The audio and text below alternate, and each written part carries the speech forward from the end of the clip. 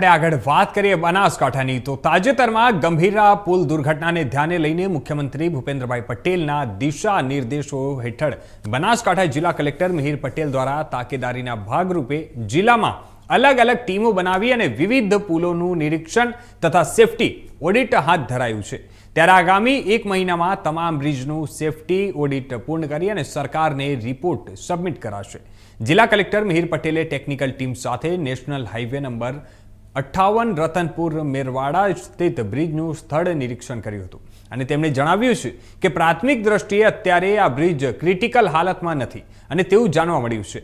ત્યારે design સર્કલની team દ્વારા વિશેષ ટેકનિકલ ઓડિટ કર્યા બાદ આગળની કાર્યવાહી હાથ ધરાશે। ત્યારે સરકાર દ્વારા રતનપુર મેરવાડ ખાતે નવીન બ્રિજ બનાવવા માટે મંજૂરી અપાઈ હતી। ત્યારે ટેન્ડર પ્રક્રિયા પૂર્ણ થઈ ચૂકી છે અને જુલાઈ 2025ના અંત સુધીમાં નવો બ્રિજ બનવા વર્ક ઓર્ડર આપવામાં આવશે। તાજેતરમાં ગંભીરા બ્રિજ ખાતે જે દુર્ઘટના બની હતી ત્યારબાદ તકેદારીના ભાગરૂપે તમામ જે બ્રિજો છે એનું ઇન્સ્પેક્શન કરવા માટે અને સેફટી ઓડિટ કરવા માટે માનનીય મુખ્યમંત્રી શ્રી તરફથી સીધી સૂચના આપવામાં આવી છે।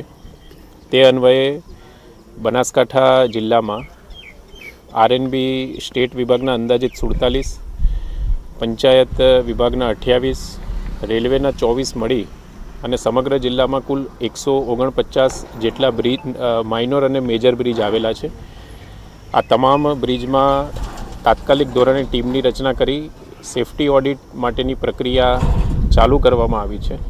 ખાસ કરીને જે ઇકબાલ ગઢ પાસે ખારા બ્રિજ આવેલો છે એમાં થોડુંક મરમ્મતની જરૂરત હોવાથી હાલમાં ભારે વાહનોનો પ્રતિબંધ એ બ્રિજ ઉપર મૂકવા માટેની પ્રક્રિયા ચાલી રહી છે તથા નેશનલ હાઈવે નંબર 58 ઉપર રતનપુર મેરવાડા વચ્ચે જે બ્રિજ આવેલો છે ત્યાં અત્યારે ટેકનિકલ વિભાગની ટીમ સાથે અમે જાતે સ્થળ તપાસ કરી છે। હાલમાં આ બ્રિજ ક્રિટિકલ કન્ડિશનમાં નથી એવું પ્રાથમિક દ્રષ્ટિએ જણાઈ આવે છે।